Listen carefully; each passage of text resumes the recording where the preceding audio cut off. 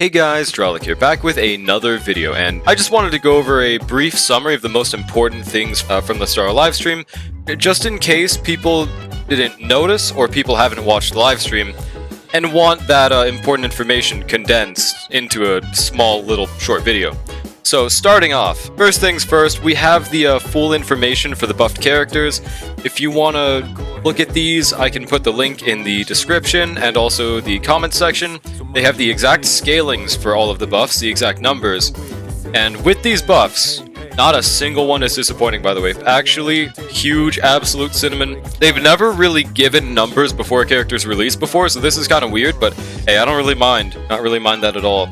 Out of the buffed units, if you want my personal ranking, I would say Kafka is the #1 buffed unit, Silverwolf #2, Jingliu #3, and Blade #4. Now this ranking could change, mainly just on the Jingliu and Blade part, because I'm not 100% certain on how they really look right now. Other huge thing is Firefly's outfit. In my humble opinion, I think this was the worst person to give an outfit, because they're the only person in the game that changes into a battle suit in battle, right? They don't keep this Firefly skin whatsoever. The difference is very minimal between the Sam skin before and after, so it feels like kind of a scam. They should have given the shit to Kafka instead, considering that she actually is getting a buff, or even Jingliu, or even Blade. A Blade school suit would have been fucking massive, and then or even Silverwolf. Like, any one of the buffed units would have rather had the skin. It's really weird timing that they chose right now to give Firefly the skin, and it sucks because I do think the skin looks good. It's just you're never going to be able to actually see it, because she's the only character that works that way. Other huge thing, Origami Bird Clash rerun, multiplayer, absolute cinema. Double planar, double cavern, 2 new planar sets, by the way. I don't believe they've officially shown what these do, but we will see those. We'll probably see within a week. Skip button, confirmed. If you didn't see already, skip button will work in any form of content. You only will not be able to skip cutscenes and exploration, of course. And it does seem like the summary feature, the story summary feature, will only be available for the likes of Belobog, Herta Space Station, and obviously Amphorius. So, pretty satisfactory for now. It makes sense. Other huge thing is obviously the Fate banners. Just in case you didn't understand fully, because I didn't get it first try, how these banners work is, I don't know if it's shown. Okay, I don't think it's shown in this post, but how it will work is these banners will last for an indefinite amount of time. They didn't really specify an exact end date, but considering that Archer is going to be claimable until the end of 3.6, it's pretty safe to assume that bare minimum, we will have these banners until then as a baseline to end. I don't think it's going to end then, since they could have just made that an easy end date, but it's something to consider. So, hypothetically, from now to 3.6 is around like 6 months, if I'm not mistaken, so that's half a year, bare minimum, to pull on the Saber and Archer banners, respectively, and their light cones. So I think that's massive. She's going to be one of the most reasonable units to expect people to have E2S1 of, because of how long she's going to be up for, man. Actually crazy. And obviously Archer's there. Another huge part of these banners is that Archer will have a event where any limited pulls you do during 3.4 will count towards a tracker, kind of like how the standard banner selector works. It'll be that, but like for Archer's light cone, and you just claim his light cone. You do 200 pulls on any banner, which means you could pull on Sunday's rerun, you could pull on Sparkle's rerun, you could pull on Vinon, you could pull on any of the current featured characters. As long as the total amount of pulls done during 3.4 on limited banners is equal to 200, you just claim that light cone, even without doing a single pull on Archer's light cone. So I think that's massive.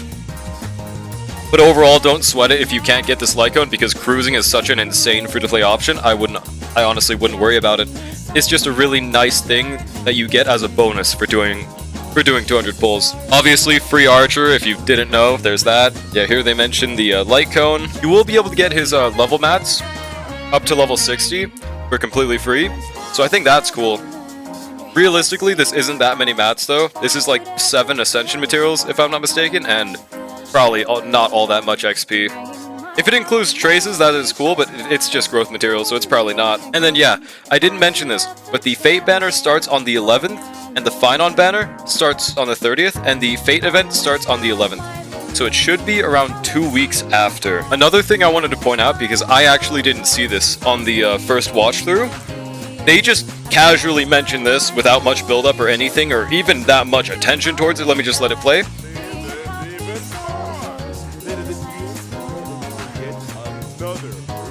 So, sometime during this year, which means within the next 6 months, we'll get another new limited 5-star character for free. So this means it won't be related to the Golden Companion Shop, it won't be related to any form of old characters being given for free. It's a new one. So one that comes on release, a 5-star, and limited, so it's not even going to be like a standard. There is no possible way to Doom post this. So that is wonderful. Now, as for who it might be, we genuinely have zero leaks or any dreams about it whatsoever. What would make sense to me to be given out for free would probably be a 5-star version of like Lune. Oh yeah, my bad. A 5-star version of Dan Heng that isn't the one we already have, like a new one, hypothetically. Another one could be a 5-star version of March, 5-star version of Cyrene. Anyone that we know very closely would make sense to be given out for free. So I would be very surprised if it was just a random person that they gave out instead. But we will see, because right now that's just complete feels crafting. Overall, I am very excited for this character. This character will make it so my no-pull account can very likely full star clear every endgame content that there is. No matter what they do, as long as they're better than a 4-star, this will be huge, dude. I do hope it's like a Harmony character, but I wouldn't mind another DPS character. We will see. I do believe we covered every important thing from the new versions. At least that's been officially said. There is the Fate event, by the way. I guess I didn't mention that. There's the Fate event that gives us self-bundling resin, and I'm not really sure what that item is, or the red item. One of these could be a free 4-star, but I'm not really certain on that. It's usually an envelope. Other than that, thank you guys for stopping by. I just wanted to do a quick summary of very important information, because honestly, I missed it the first time myself, so I thought it might be a good idea to put that information out there for other people that might have missed it like me.